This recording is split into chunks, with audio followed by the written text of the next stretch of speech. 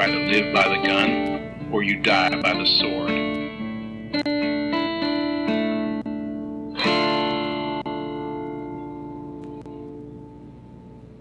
Y'all thought you were safe from vampires with Nic Cage November, but think again. We have one last vampire flick because honestly, I don't know where we would have been able to fit this in later on. True. We are doing, for this MicroView, 1923's Renfield. Not 1923. 2023. 2023 Renfield. Welcome to the Good, the Bad, and the Weird podcast. I'm Nico. And I'm Chris. So yeah, we are kicking Nic Cage November off with Renfield because we have already done Vampire's Kiss. And we are waving goodbye to vampires with Renfield because Nic Cage could not contain himself and had to play a vampire twice. Which I am here 100% for. I am too, because he took such a different approach to this vampire than he did last time he played a vampire. Well, and to be fair, the real question is the last time, was he really a vampire or was he just mentally ill? And that was his question too, and you could tell. This one, you could also tell that this is supposed to be mostly a horror-ish movie with a dark comedy. Cage took this very seriously, studying the great original vampires and Draculas, trying to decide what he could bring to the table. Going back through Max Schreck for Nosferatu. I believe he even was quoted as saying that he watched like a bunch of like Bela Lugosi's, Draculas, really like convincing himself, well, what could I bring to the Dracula character that these actors haven't already done? And I'm like, well, first off, you're not dead. So, yeah, that's a strong start. He brought himself to it. He did, though. He really put his whole Cage into this performance. And I appreciate that because, honestly, this movie's entire trailer-based promotional material was fully Cage-centered. To the point that I originally, wanting to watch this film, was misinformed about what this movie was. Yeah, and I don't watch trailers, so I have no clue how this movie was even marketed. This movie was marketed so freaking heavily that it was going to be a version of maybe similar in humor to What We Do in the Shadows, but Cage, and a little bit bloodier because you could see what the rating was, and you were like, okay, so it's gonna be a little bit more, but it's humorous, and there's Nic Cage, and they very poignantly showed which parts of Cage's role to show in the trailer so that you were really led to believe that Cage was truly the star of this movie, even though the name is Renfield and we should have all known this. We were all lied to, or at least I was lied to. Yeah. Granted, I still enjoyed this movie. This is now my third or fourth time watching it. I still like it. Sounds like part of the reason I quit watching trailers like with Blade Runner 2049. I believe you picked correctly, yeah, because this movie was fun, but you should be aware if you haven't seen it that yes, it is a comedy, yes, it is horror, and yes, it is very gruesome and bloody. Mm-hmm. Well, and real quick, just to go over who all's a part of it, the screen story is by Robert Kirkman, with screenplay by Ryan Ridley and Ava Tramer uncredited. With additional material. It's directed by Chris McKay, and it stars Nicholas Hoult as Renfield. Yes, you might recognize him from Warm Bodies. Of course. As well as he was in Robert Eggers' Nosferatu last year. Yeah, the man has a thing for vampire films, apparently. He's also in About a Boy. Oh yeah, I forgot about that one. Yeah. Nicolas Cage as Dracula. Yeah. And Awkwafina as Rebecca. Which, I mean, fantastic. Also, Ben Schwartz is in this film, which I only mention because Ben Schwartz only ever plays Ben Schwartz. Yeah. And this movie, unfortunately, like, really suffers from that. Yeah. It's fun. It's still, like, it's not the worst because this movie isn't very serious, and so, like, it kind of feels fine to have, like, what feels like a guest appearance, even though he's been truly cast and this isn't a guest appearance. It's just, unfortunately, his acting style. Unfortunately. And honestly, that's the thing is I like how this movie is set up.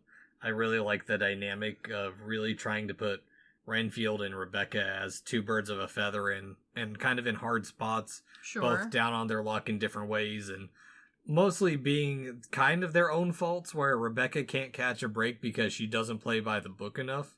But she also does play by the book way too much because everyone else is in the pockets of the gang. Yeah, that's a spoiler for down the line, but... I mean, not that much of a spoiler. It's literally printed on the wall of the office. I know. But, like, in the beginning when you see her for the first time, sure. You know that she's a bit of a fuck-up. Sure. And then Renfield on the other side craves power because that's just who he is. I do also like this exploration of the Renfield character as also being magic based. I do think that's fun. Usually this is a character who gets kind of left to the side or fully taken out of a Dracula film. Renfield is one of the characters who's either there for the fun laughs and then to be killed, or just not even part of the film. I like that this one they kind of sort of imply why he's bug eating. Granted, in the book it was like psychological horror. That's why he was eating the bugs. And I think in the original films too, that was kind of the implication of just like, oh well, because he's gross. Well, it's because they gave him life, and that's what I like with this, is that it does make little tweaks to the lore. Yes. Where instead of, okay, he just eats bugs because he's obsessed with being a vampire, he does it because it gives him superpowers. I did like that. I will say this movie does suffer from the more recent styling of supernatural CGI, the eyes changing colors. There's a lot of just really over-the-top CGI, which fun at times. I don't know how well this is going to age. I think it's going to be like a very trendy sort of thing in movies, but fine, there's a spot everywhere for that. Well, and I mean, you say that. I think the other thing with it too is it does get caught up in whatever type of humor it's supposed to be, because there are some bits to this that I just don't click with or find particularly funny, especially like early on when they have a couple rants about ska, and I'm like, this is why are we focusing on ska? Is this just the writer or director's personal vendetta against the genre? Okay, well, in the writer's defense, I guess, of ska is currently on the rise. Granted, that's not a good thing. Is it? Yeah, that's not a good thing. Ska's popularity is usually directly tied to the financial well-being of the United States. The more popular ska, the less good we doing. Oh, it's like idols in Japan. Yeah, unfortunately. Okay. Ska is actually on the rise, and I also defend ska. It is good, but just maybe not in large quantities. But no, it was odd to throw in, because I feel like that's something that only us, like, really weird music and, like, nerdy people know about ska. I think most people are not that deep and familiar with the ska universe. I was in a ska for like a couple months, and it was only like a couple songs that I liked. That's fair. I think that's most people's like understanding, and that's plenty and fine. Much like freeform like poetry or jazz. It's not for everyone, and it's not meant to be for everyone. Why is it in this movie? Not really sure, other than that it's 2023. Yeah, it just feels like it's a gag to just like it's supposed to play in later, but it only does it twice, and then we never hear about it again. Again, just one of my little things of like the little dumb things this movie focuses on here and there that just it kind of makes me think of like some of those SNL movies. It 100% feels like an SNL movie, because one of the things that really bothered me is there's a ton of inconsistencies in this film, which normally aren't super apparent, or like I don't care a whole lot. This one, they just felt really lazy. Like it was more about the joke than like a consistent storytelling. Exactly. That's exactly why the ska doesn't work. Is it's because it's about a joke instead of making the joke relate to the movie in a deeper way. Like there's more than one scene where a character definitely should have had bandaging or blood dripping from part of them, and they just filmed on a different day and forgot to put that back in.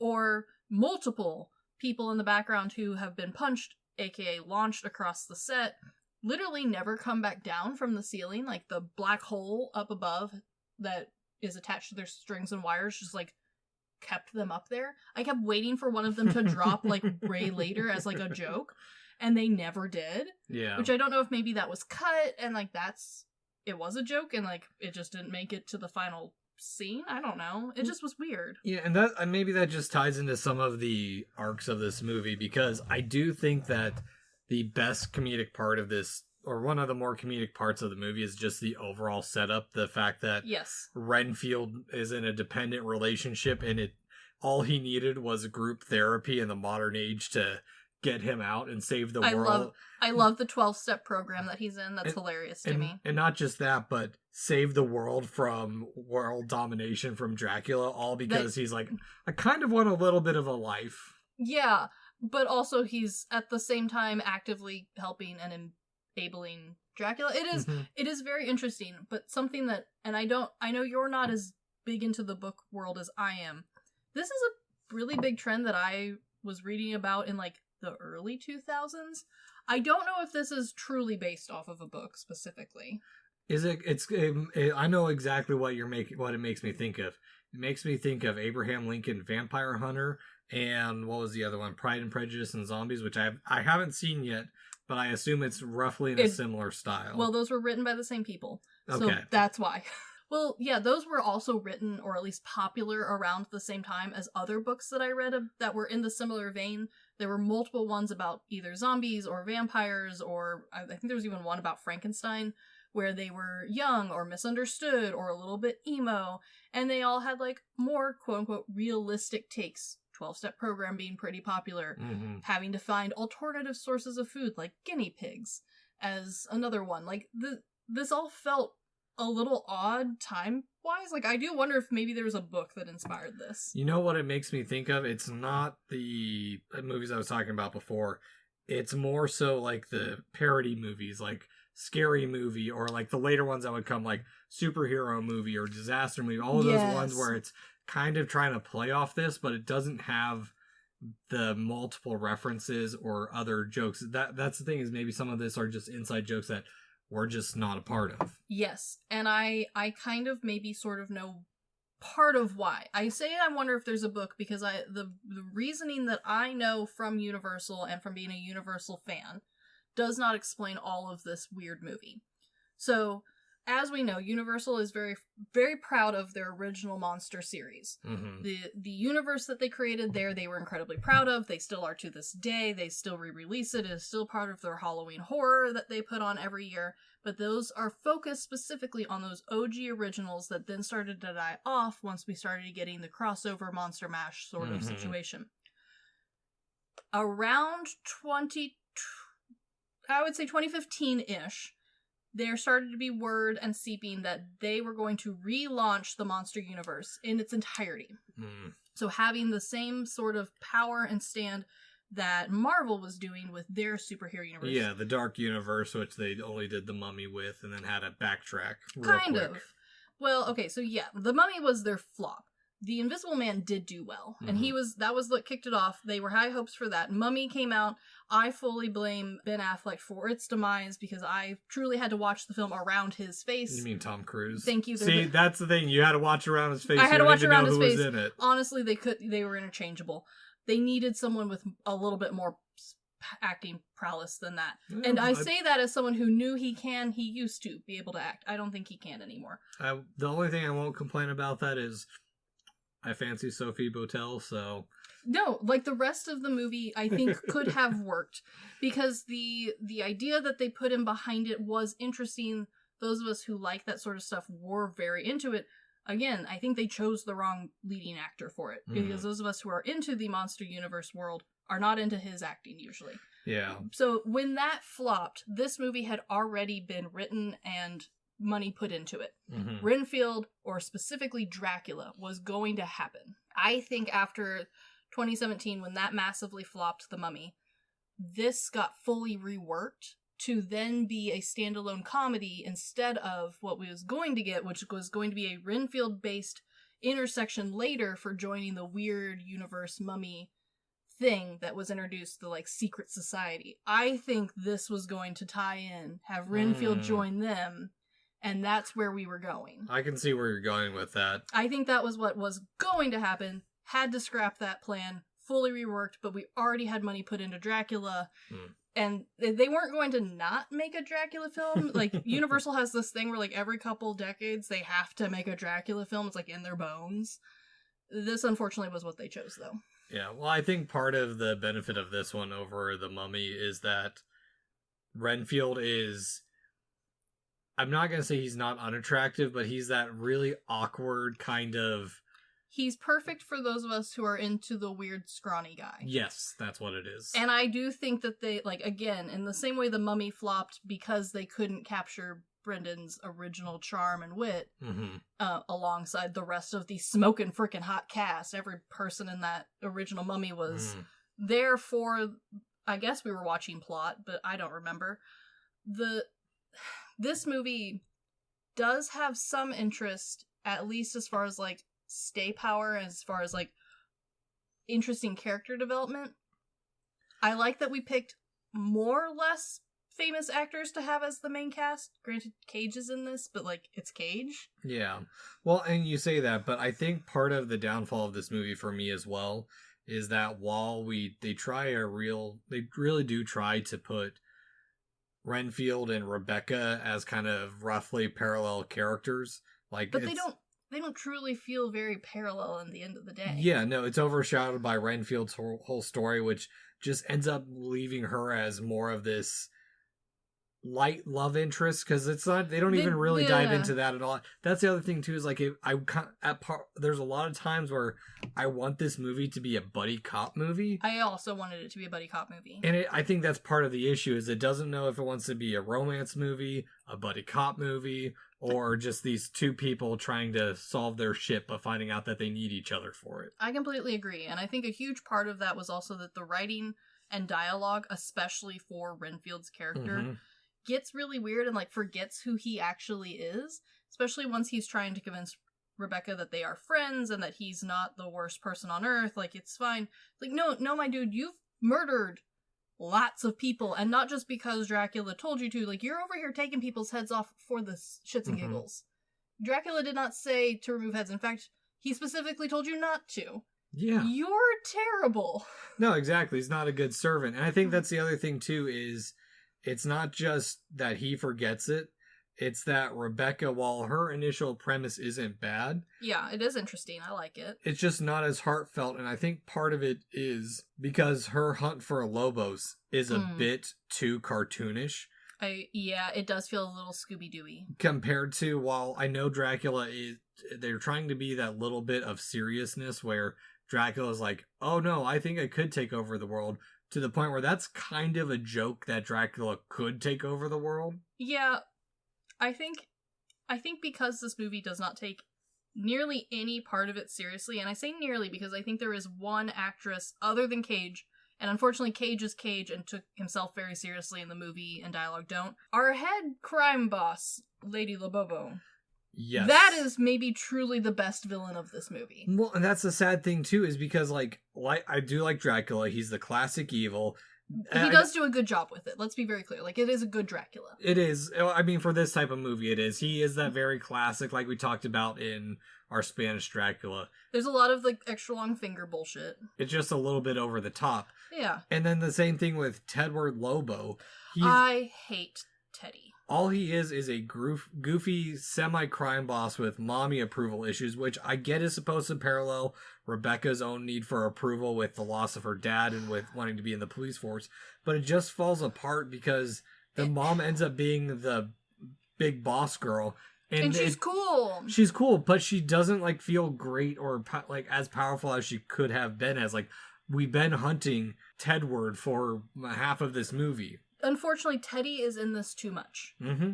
And first off, don't get me wrong, I do think in several movies Ben Schwartz is very funny, and I do like some of his movies. I do think he is miscast here. He's a good Sonic. He is, and there's a lot of movies he's very funny in. I think he's too old to play Teddy. I think we needed to pick someone who had much more baby face or is in fact younger. Mm-hmm. And I also would have preferred less Teddy, because the cool villain is our head crime boss lady, and like the costumes for her are good. Her dialogue is most of the time good. There's a few bad lines, but this whole movie is full of bad lines. Like, they shoot her very well. The setting for her, the eventual showing that she has all the cops except for one under her belt is very, like, it is a little spooky. It's very good. Her eventually desiring to team up with Dracula feels very, like, mob bossy as opposed to, like, a weird crossover. Yeah, and I think that's the thing, is, like, her parts when they're there start to work, but it's just because Tedward keeps showing back up, and especially that part towards the end where he becomes the kind of rival to Renfield, and just... Which he shouldn't. He has no business being here. And yeah, it feels like that's all just set up for the gag that Renfield doesn't even know who this guy is or why they're even rivals. It makes Rebecca's arc for this weaker and weaker, because it's just like, okay, well, those cards were just completely stacked against her. She doesn't really even have anyone to play off of. She's just kind of now this sidekick to Renfield. Truthfully, this movie could have been Fuck Off Teddy, the movie, and I maybe would have agreed more. However, one thing this movie does do well is, if you like the Sherlock Holmes-esque style action, where it's a slowed down, there's a lot of like scientific diagrams going along with your action. This does a lot of that, and I do think most of the time they're cool. Well, yeah, and that is one thing I will pride this movie on that I did enjoy, is that it does a good enough job to distract you, and especially with and then when we do get to the practical effects, which I think are great, it's gory, and it makes you forget that this is a horror film because of all the other stuff that happens in between the hyper-violent parts, especially like the whole apartment complex scene where like he rips off this dude's arms and then starts beating other people with them. Yes. The action gore of this is very refreshing. It's very unique. It does not feel like other action gores where it's just kind of extra blood for blood's sake. This one truly has some good body horror parts to it too, where we're using limbs where they're not supposed to go. We have some extra like thought through of what the inside of a person would do if you punched them that hard. That's interesting. The whole head flying through and like landing on the car door, that was fun. So like that aspect of this as a horror movie really is a winner. And if you like gore and you like over the top action, this movie will feel really fun to watch. Unfortunately, that is kind of where my praise dies out. Yeah, very much so. I think that's just the biggest issue, is that it feels just too scattered for what it is. There's too many moving elements that the movie, like I said earlier, it doesn't know whether it wants to be a rom-com. It doesn't know if it wants to be it is a horror comedy. It is a horror comedy, though I really would preface it's less of horror and just more of a gore comedy, which is fine. Some of us like a gore movie, and that like this is a good example of it.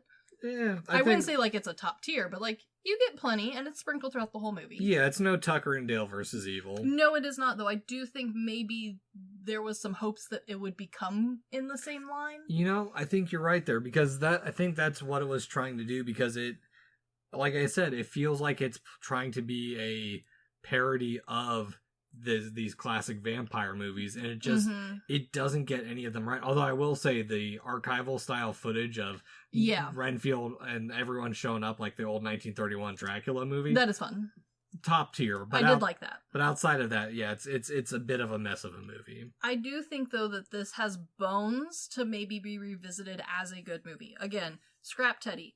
I hate Teddy. Teddy's in this too much. Rebecca as a character, though, is good. I think her actor did a really good job. Like, it was very interesting. I do like the idea of her being the newest cop and thus not in the payroll for the crime boss. Not newest, just more... She's the too goody two-shoes that they don't think they can get her. No, because, again, her father was the most incorruptible cop on the squad. And I do like that. I think it's a little bit noir comedy sort of play on it, but it fits. I don't mind it. I would get rid of the romance part entirely and again have just Renfield and Rebecca as a buddy cop duo trying to take down mob boss Dracula duo. And it sets it up to be something like that down the line too. Yeah, like that is one of the frustrating things is even though Universal fully scrapped any sequels that this was supposed to have because they had a few wriggling around in the works, they had announced a couple that then they announced were scrapped. This movie doesn't end in like the end, never coming back to these characters. They leave it open. This is where the lore gets really stupid because they use Dracula's blood to revive everyone. I think what they were going to do is they use the blood to revive everyone. I kept waiting for a henchman to steal the blood. That or they accidentally create a bunch of vampires now that they have to deal with. Which would also be hilarious. And again, like the bones of this movie are good. The premise is good. And whether or not you agree, Cage's Dracula was very entertaining. And even though they go to great lengths to be like, he can't come back, that is kind of the whole point of Dracula, is that, like, he will eventually come back. That's, like, the recurring horror, is that vampirism is a disease. Yeah, to the point where, I mean, that's the thing, though, is, like, that plot's been done so much, even to the point where I'm currently rewatching Captain Kronos. Yes. With the commentary, because I've watched this 3 or 4 times at this point, but they're talking about, like, the reason they went that direction is because Hammer was done and tired with the traditional vampire formula. And granted, this one does break a lot of the formula. It keeps enough to be interesting and recognizable. This movie's not the worst. It's not fully on fire garbage. It just has some more polishing that I think would have maybe revived the Universal horror experience the way they were hoping it would. Yeah, I can see that.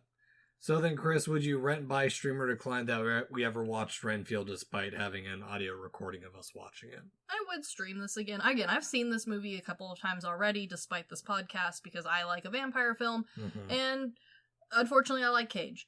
So, I've seen this one a couple of times. It is a fun, turn your brain off sort of gore horror fest, but go into this knowing that the R isn't because it is traditional horror. Go in knowing that this is very much on the more gore side of the gore horror films.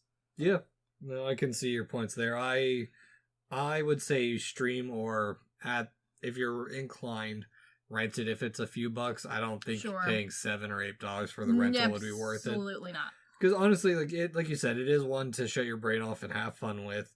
I mean, I like the cast. I think Holt is, well, most of the cast. Yeah. I do like Holt in all the horror films that I've seen him in, and Cage is great. But I don't know, so much of this plot does nothing for me, and it's just, I really wish they had just stuck to 1 or 2 plot elements instead of trying to meld 5 or 6 together. Absolutely. But this movie's fate and unfortunate complete bombing at the box office and our terrible score is not the death of Universal Horror. As we know, they just opened their new horror park.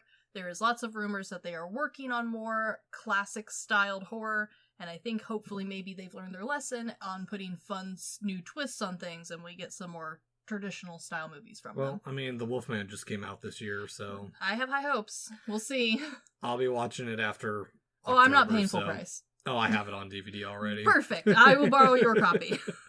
Yeah. That's the kickoff to Nic Cage November. Get ready because we do have a full action-packed month for y'all. Absolutely. I mean, a list that is of national importance with everyone's favorite national treasure. Of course. Nic Cage himself. Yes. So, but anywho, this has been The Good, the Bad, and the Weird MicroViews. Thanks for listening. Peace.